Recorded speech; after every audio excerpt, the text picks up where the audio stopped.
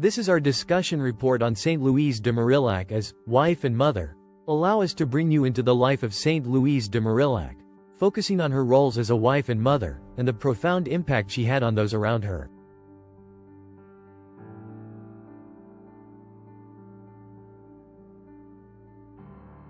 Let's take a look at the life journey of Louise de Marillac. First, from her personal desires before marriage. Second, her entering marriage. Followed by her life experiences as a wife. And finally, her life as a mother.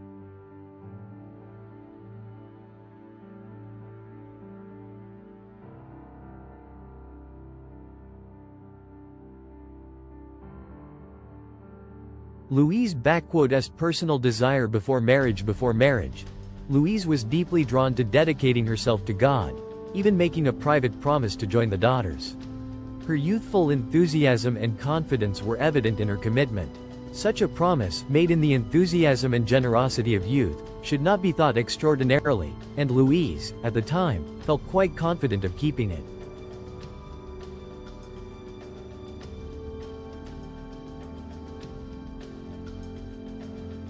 Louise's spiritual journey was guided by divine intervention, as she realized that God had different plans for her. God spoke, not only in the voice of her spiritual director but also in the official voice of him who had the last words in Capuchin affairs. And in the speaking there was a prophecy. "I believe," said he, "that God has other plans for you." Despite her initial disappointment, she embraced the respectable path laid out by her family. Louise entering marriage with her father gone. Louise accepted marriage as a duty to God and society.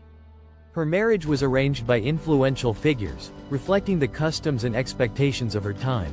By their direction, she wrote bluntly, "They caused me to engage myself in the manner of life which has put me in the state that I am."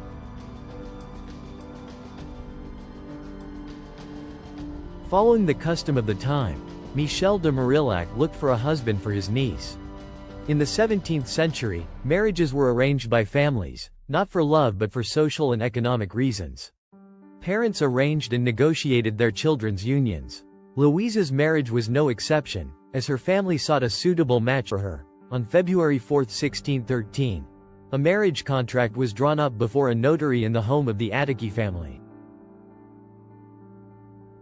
Louise's wedding took place in a grand church, marking a union that was beneficial for both families. Her marriage to Antoine Legras was a step up the social ladder, yet she remained humble and grounded. Since Antoine was a bourgeoisie and not aristocrat, Louise was not called Madame but Mademoiselle.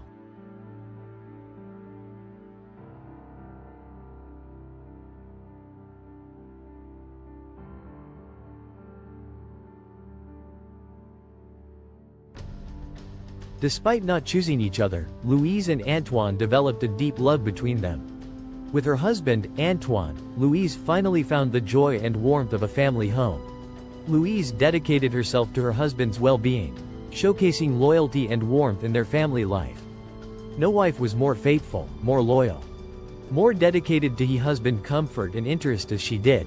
She wore herself out in nursing him through lingering years of illness.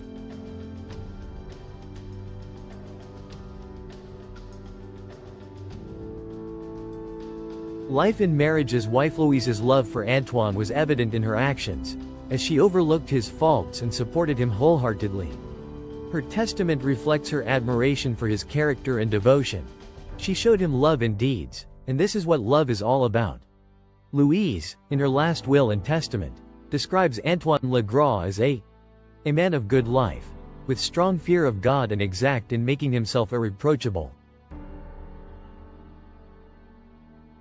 Louise faced numerous trials during Antoine's prolonged illness, questioning if she was being punished for her vows. It began in 1621 or 1622 and dragged on for 4 years. Yet, she remained steadfast, caring for him until his passing. Antoine Legras died on December 21, 1625.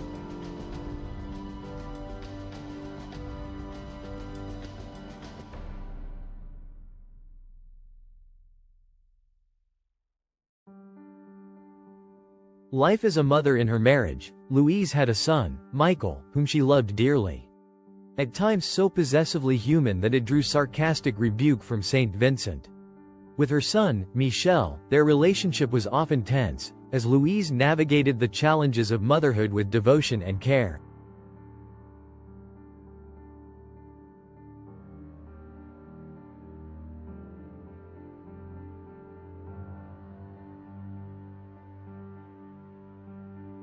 Louise's pain seems to have been comparable to that of Saint Monica over her son Augustine.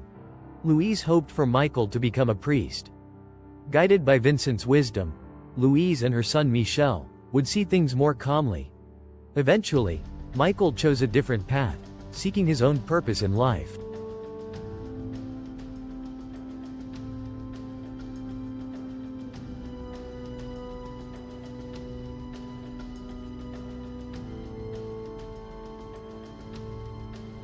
Michael disappeared from home at some point and engaged with a girl, but upon return, he lost interest in her. Michel eventually found marriage with Gabrielle. Louise's faith and resilience were her guiding lights during these challenging times. During her times of suffering over Michel, Louise must have looked to the example of Mary, whose heart had suffered so because of her son.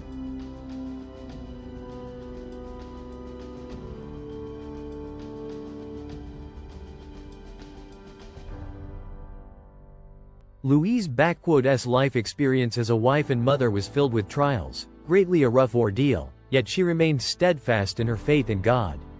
Her unwavering dedication to her family exemplifies the true essence of love and sacrifice.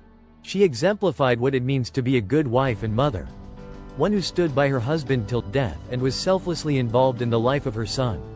Thank you so much for listening into this discussion report of English Group 2 of Masters in Vincentian Studies.